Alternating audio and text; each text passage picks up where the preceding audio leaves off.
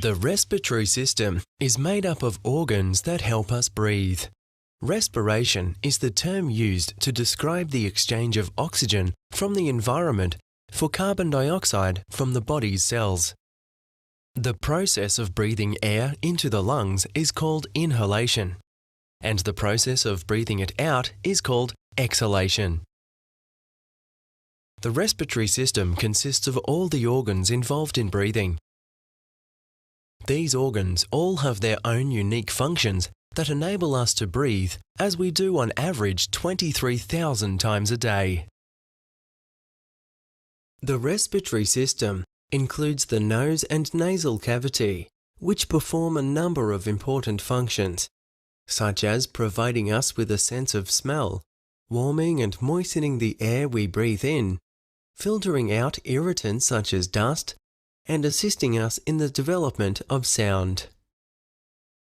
The throat, also known as the pharynx, is a tube that carries air from the nasal cavity through the voice box, otherwise known as the larynx, down into the windpipe or trachea. The windpipe then splits into two breathing tubes, which carry the air into the lungs. These breathing tubes are called the bronchi, which extend into the bronchioli. The breathing tubes branch out many times throughout the lungs, until they eventually form tiny thin-walled air sacs or alveoli. The respiratory system does two very important things.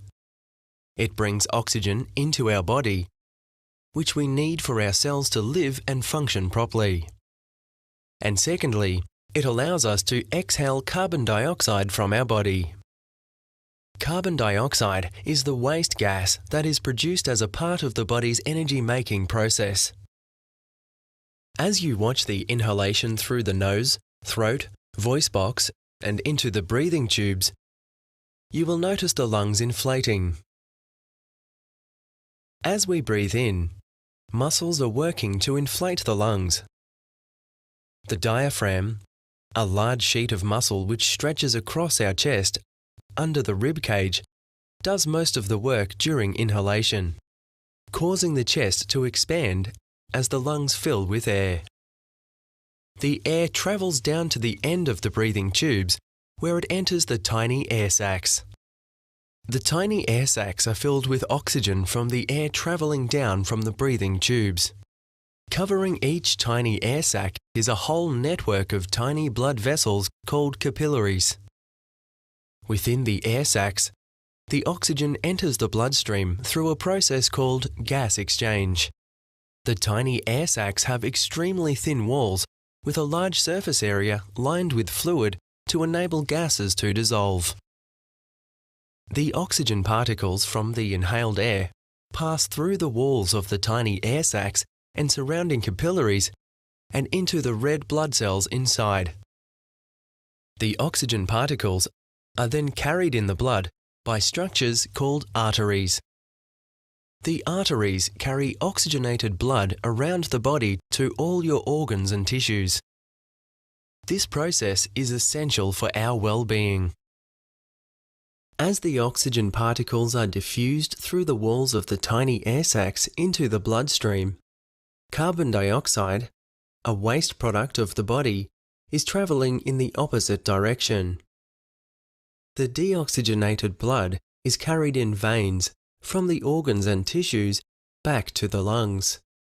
Carbon dioxide is diffused from the blood through the capillaries and into the air within the tiny air sacs. Now that the air in the tiny air sac is saturated with carbon dioxide, the exhalation can now occur. Watch as the diaphragm relaxes and air is forced out of the lungs. The air travels back up the breathing tubes and is expired into the atmosphere. The lungs are a lot like balloons in that they require energy to expand, but no energy is needed to get air out. This makes exhaling an automatic response after inhalation. The respiratory system provides protection against foreign particles to prevent them entering the sensitive airways and causing disruptions to the gas exchange process.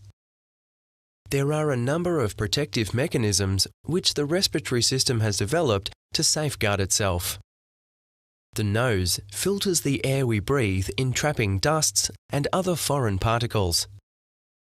Mouth breathers will not have this filtering system, causing the lungs to be more exposed to foreign particles. If the dust does happen to get past the nose, the airways are lined with a sticky mucus which catches the foreign particles. Tiny hair-like structures line the airways to help move the mucus.